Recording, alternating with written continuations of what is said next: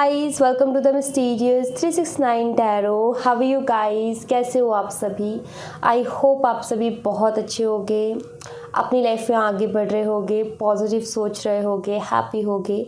So guys, मैं हाजिर हूँ आप सभी के सामने एक और न्यू रीडिंग लेके। रीडिंग होगी करंट फीलिंग्स। देखेंगे कि इस वक्त आपके पार्टनर आपके बारे में क्या सोच रहे हैं, कैसा फील कर रहे हैं, उनकी ओवरऑल एनर्जी आपके लिए क्या है।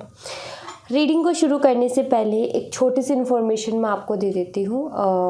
अगर आप मुझसे पर्सनल रीडिंग लेना चाहते हो तो डिस्क्रिप्शन बॉक्स में व्हाट्सएप नंबर दिए गए हैं, आप उस पर हाई लिख दीजिए। मैं आपको जो है सारी डिटेल सेंड कर दूँगी पर्सनल रीडिंग रिलेटेड। एंड मैं love reading, health reading, career reading, सभी तरीके की रीडिंग्स करती हूँ। सेकेंड थिंग गाइज, अगर आप मेरे साथ इंस्टाग्राम पे जुड़ना चाहते हो तो उसका लिंक भी आपको डिस्क्रिप्शन बॉक्स में मिल जाएगा। आप मेरे साथ इंस्टा पे भी जुड़ सकते हो, वहाँ भी आप सभी का बहुत बहुत स्वागत है। गाइज, रीडिंग के लिए मैं आपको ये बोलूँगी कि चाहे आपकी जो भी जैसे भी सिचुएशन हो, आप रीडिंग को देख सकते हो, आपको हेल्प करेगी। और बस इस बात का ध्यान रखना कि कलेक्टिव लेवल पर रीडिंग है, जनरल है, कलेक्टिव है, बहुत सारे लोगों के लिए की जा रही है। सो ज़रूरी नहीं है कि हर एक मैसेज रेजोनेट करे। सो जितना रेजोनेट करता है उतना एक्सेप्ट करो, बाकी दूसरों के लिए छोड़ दो और पर्सनली मत लो ज़्यादा उस चीज़ को जो आपसे रेजोनेट नहीं करता है। सो चलिए अभी रीडिंग को शुरू करते हैं, फोकस करते हैं रीडिंग पे और देखते हैं कि आपके पार्टनर आपके बारे में क्या सोच रहे हैं, कैसा फील कर रहे हैं, उनकी फीलिंग, इमोशन, थॉट्स आपके लिए क्या हैं। So let's see. पॉजिटिव रहो गाइस, पॉजिटिव रहना बहुत ज़रूरी है।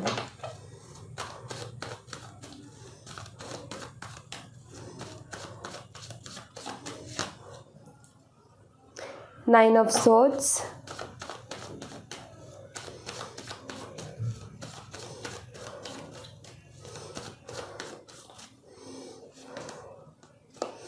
Seven of Pentacles,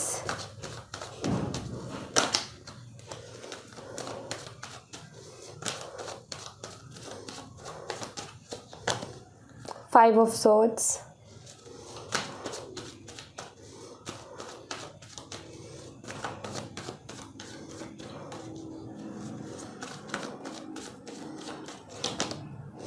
Death,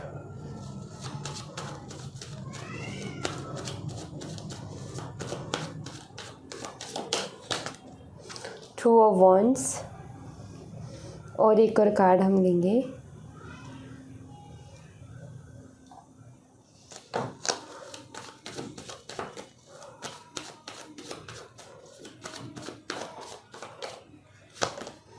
five of cups. Okay, bottom of the deck से है हायरोफेंट। ऑलराइट,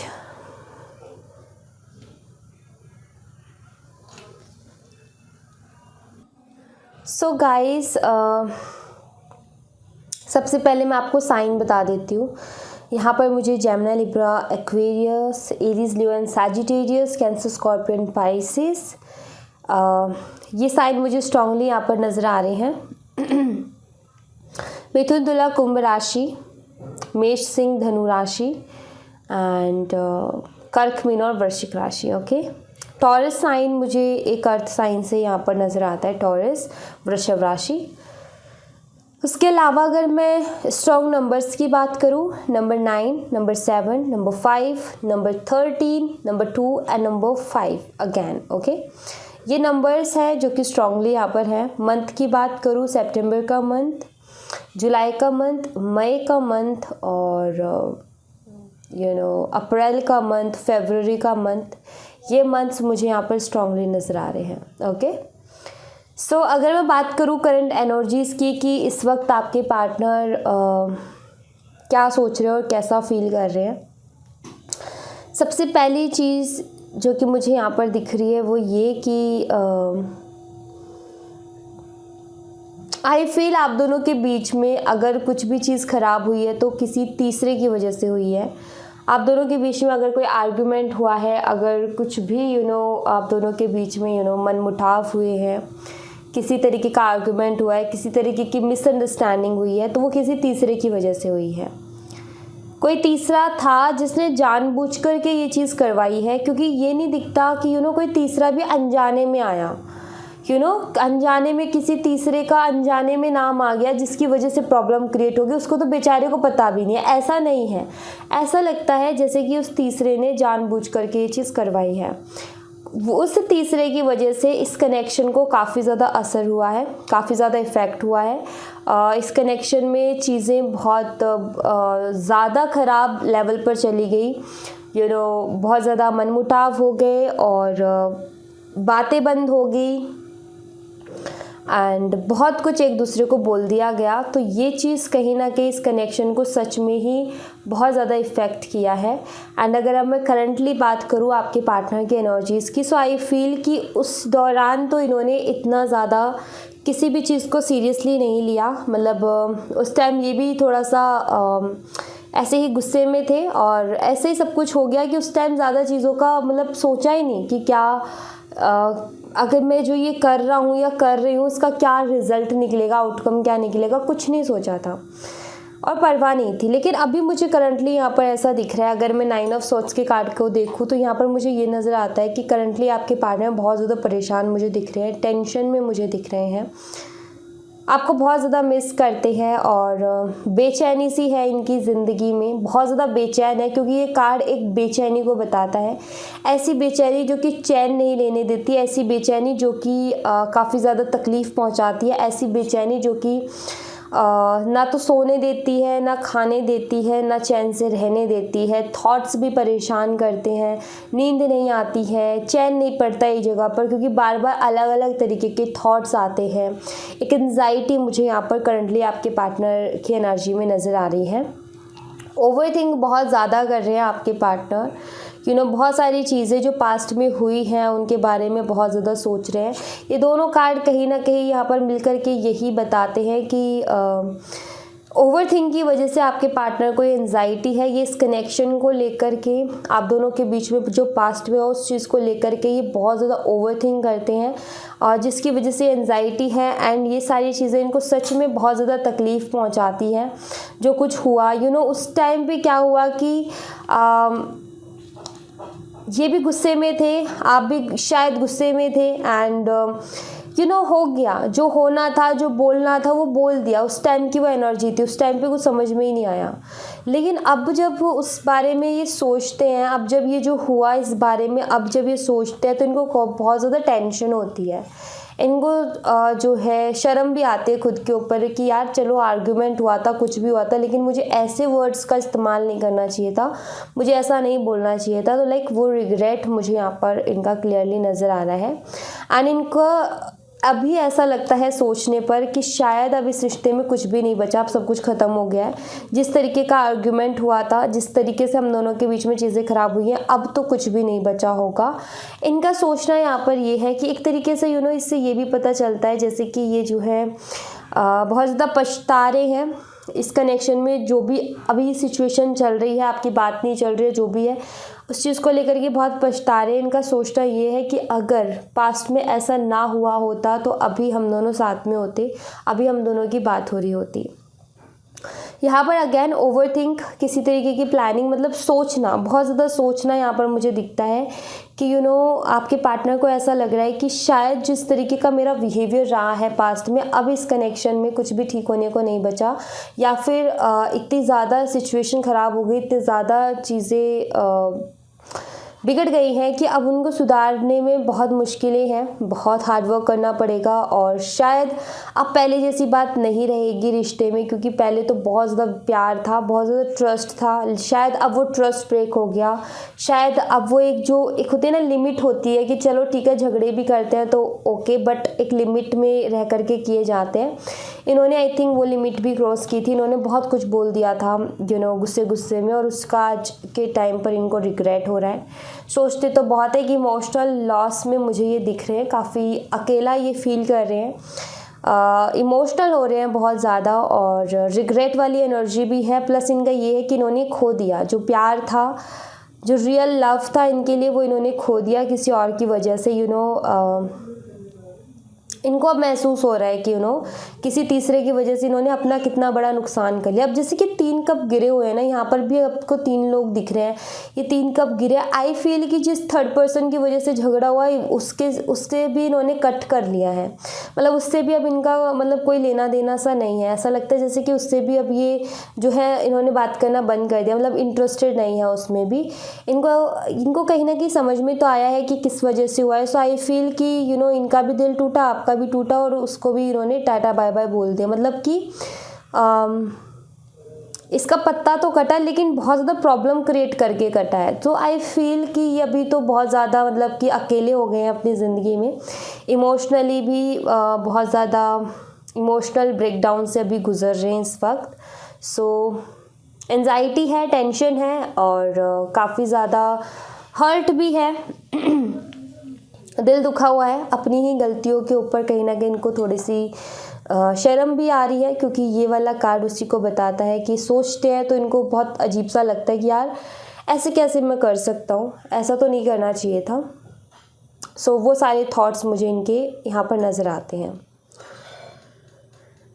मुझे ये भी लगता है बॉटम ऑफ द डेक से अगर मैं हायरोफेंट का कार्ड देखूँ तो मुझे ऐसा लगता है जैसे कि कोई है जिन्होंने इनको समझाया है इस कनेक्शन को लेकर के, कोई है जिन्होंने इनको बहुत अच्छे से समझाया। मतलब कि कोई ऐसा इंसान जो कि कभी किसी का पक्ष नहीं लेता, जो सच है वो बताता है। तो उसको जैसे ये बारे में पता चला या फिर इन्होंने उससे शेयर किया है, क्योंकि काफ़ी परेशान चल रहे हैं। सो आई फील इन्होंने शेयर की ये बात, और इस तीसरे पर्सन ने इनको काफ़ी अच्छे से गाइड किया है कि देखो तुम गलत हो इस जगह पर, तुम्हारी गलती है, तुम्हें सुधारना चाहिए, तुम्हें अपनी तरफ से चीज़ों को ठीक करना चाहिए। आई फील कि किसी ने इनको ये बात समझाई है, ऐसा मुझे यहाँ पर इस कार्ड के साथ नज़र आता है। प्लस मुझे ये भी दिखता है जैसे कि इस कनेक्शन में शायद फैमिली इश्यूज़ भी हैं, बट ज़्यादातर एनर्जी मुझे ऐसी मिल रही है जैसे कि किसी ने इनको गाइड किया है कि तुम गलत हो इस जगह पर, तुम्हें थोड़ा सा अपने आप में सुधार लाने की ज़रूरत है, अपने आप को थोड़ा सा ठीक करने की ज़रूरत है। तो मुझे ऐसा लगता है कि इस तरीके की कोई ना कोई गाइडेंस इनको डेफिनेटली मिली है। ओके, लेट्स सी, कुछ और कार्ड्स देखेंगे हम।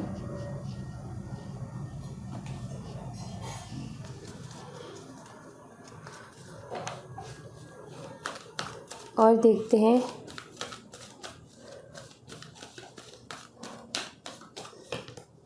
एप्रिशिएशन,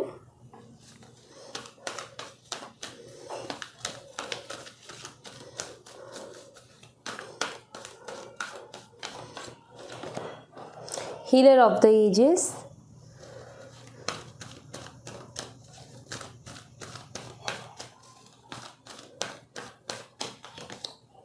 एंजाइटी जो कि हमें दिख ही रही है,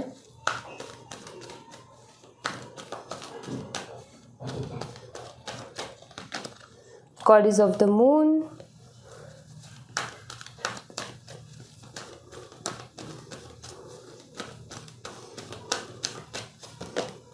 and women holding a heart. Okay, bottom of the deck से है पेशेंस। हमारे पास यहाँ पर number 15, number 51, number 18, number 52 and number 44 available है। एंड यहाँ पर एप्रिशिएशन का कार्ड है जो कि यहाँ पर ये बता रहा है कि आपके पार्टनर बहुत ज़्यादा आपको मिस कर रहे हैं, और बहुत ही ज़्यादा प्यार आ रहा है आपके ऊपर। मतलब कि बहुत सारी चीज़ों को सोचते हुए इनको जो है बहुत ज़्यादा प्यार आ रहा है आपके ऊपर, कि आपकी अच्छाइयाँ इनको भी नज़र आ रही है। जब ये सोच रहे हैं चीज़ों के बारे में तो इनको आपकी अच्छाइयाँ नज़र आ रही हैं। सो एप्रिशिएशन का कार्ड है, तो कुछ चीज़ों को लेकर के बहुत ज़्यादा अप्रिशिएट भी करते हैं। मीन्स ज़रूरी नहीं कि आपको शो करे, ज़रूरी नहीं कि आपको आकर के बोले, लेकिन ये ज़रूर सोचते हैं कि आप काफ़ी अच्छे हो और इन्होंने आपके साथ गलत किया। और आपकी फ़ोटोज़ वगैरह, आपकी पिक्स वगैरह भी बहुत ज़्यादा देखते हैं, ये मुझे यहाँ पर दिख रहा है। एंड इनका मन करता है सारी चीज़ों को ठीक करने का, क्योंकि हीलर ऑफ द एजेस का कार्ड है। ये चाहते हैं कि इस कनेक्शन में सब कुछ पहले जैसा कर दे, ये फिर से आपका विश्वास जो था पहले इनके ऊपर वो जीत ले, आपका प्यार ये इनको फिर से मिले, क्योंकि ये चीज़ों को ठीक करना चाहते, हील करना चाहते, जो कुछ चीज़ें बिगड़ी हैं उनको ये ठीक करना चाहते हैं। एंजाइटी है, परेशान है बहुत ज़्यादा कि क्या करे क्या ना करे, कैसे चीज़ों को ठीक करे, क्योंकि आपको मिस बहुत ज़्यादा कर रहे हैं। अभी आपके बिना रह पाना इनके लिए मुश्किल हो रहा है। तो ये सारी चीज़ों को ठीक करना चाहते हैं, और एक टेंशन में मुझे, एंजाइटी में मुझे डेफिनेटली दिख रहे हैं।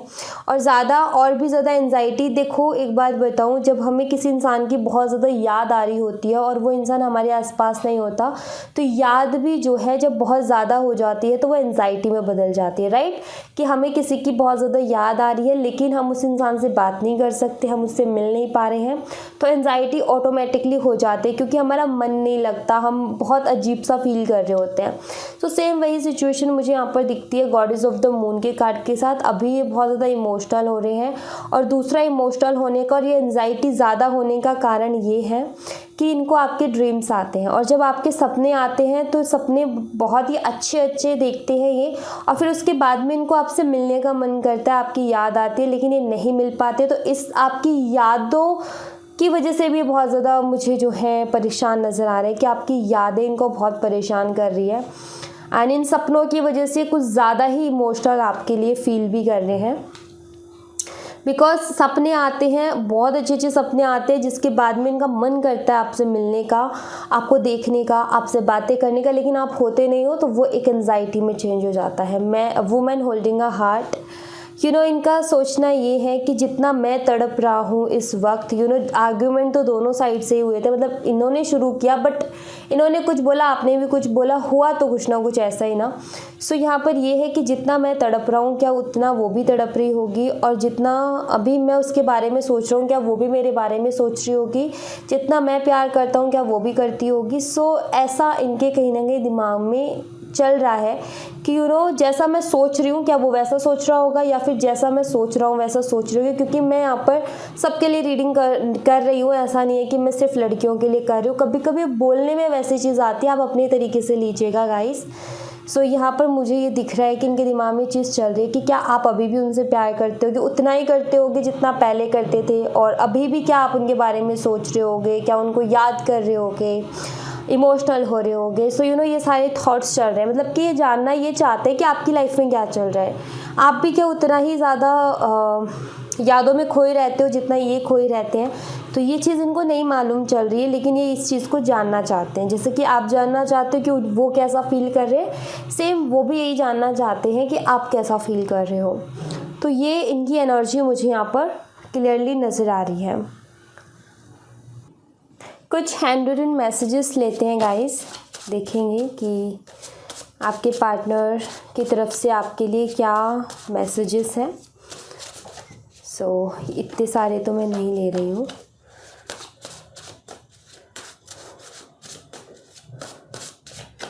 Okay, you are so adorable. इनका पहला मैसेज कि आप बहुत ज़्यादा अडोरेबल हो, and do you still love me. मैंने अभी यहाँ पर बात की थी ना, मैं अभी बोल रही थी आपसे कि ये ऐसा सोच रहे हैं कि आप भी क्या उतने ही ज़्यादा इनके बारे में सोच रहे होगे, क्या आप अभी भी उतना ही प्यार करते होगे जितना आप पहले करते थे। सो यहाँ पर भी मैसेज वही है, डू यू स्टिल लव मी, मतलब ये जानना चाहते हैं कि क्या आप अभी भी उनसे प्यार करते हो। सो ये थॉट तो है इनके दिमाग में, इनको ये नहीं समझ में आ रहा कि आप अभी भी प्यार करते भी हो या नहीं करते हो। I am incomplete without you, कह रहे हैं कि मैं अधूरा हूँ तुम्हारे बिना, और तुम जब होती हो या होते हो तो ही मैं कंप्लीट महसूस करती हूँ या करता हूँ, और वैसे तुम्हारे बिना इनकम्प्लीट हूँ। आई don't know why but suddenly I started spying on you. तो यहाँ पर मैसेज नहीं आया स्पाई करने का, बट यहाँ पर है। सो आई फील कि आपको स्पाई करते हैं, ठीक है। इनको भी नहीं पता इन्होंने क्यों ये चीज़ शुरू की, और एकदम से इनका मन करता है, मन किया कि चलिए आपके बारे में जानते हैं, सोशल मीडिया चेक करते हैं, आपकी प्रोफाइल चेक करते हैं, कि क्या हो रहा है क्या नहीं हो रहा है आपकी लाइफ में। तो ये जो है स्पाई करने की कोशिश कर रहे हैं, ये मुझे यहाँ पर दिखता है। एंड आई एम सॉरी, सो ये बहुत ज़्यादा सॉरी फील कर रहे हैं। वो जो रिग्रेट दिख रहा था, क्लियर ये मैसेज है कि हाँ ये सॉरी फील तो डेफिनेटली करेंगे ही करेंगे उस रिग्रेट के बाद, और ये यहाँ पर सॉरी बोल भी रहे हैं। आई एम स्टक, कह रहे हैं कि मैं स्टक हूँ, और वो एनर्जीज़ में भी आया है कि हाँ ये स्टक तो है, मतलब एंजाइटी है, वो भी एक स्टक एनर्जी से कम नहीं है, और मन करता है सब कुछ ठीक करूँ लेकिन वो भी नहीं कर पा रहे हैं। तो स्टक एनर्जी तो होनी है। Your attitude is not right at all, my heart always hurts. Okay, यहाँ पर भी कहीं ना कहीं ये जो मैसेज है, इसकी जो वाइब्स हैं ये कुछ इस तरीके की हक वाली, वो जो हम किसी पर हक जमाते हैं ना, मतलब झगड़ा हुआ, गलती हमारी, लेकिन फिर भी हम हक जमा रहे कि तुम ठीक है, हो गया तो क्या हुआ, झगड़ा अगर मैंने मैसेज नहीं किया तो क्या हुआ, तुम भी तो कर सकते थे, तुम भी तो बात कर सकते थे। लाइक वो वाली एनर्जी, ये वो वाली एनर्जी को रिप्रेजेंट कर रहा है कि कहीं ना कहीं ये ऐसा भी सोचते हैं कि हाँ हो गया तो क्या हुआ, अगर वो भी प्यार करती तो वो भी तो कर सकती थी, वो दोबारा भी तो कर सकती थी।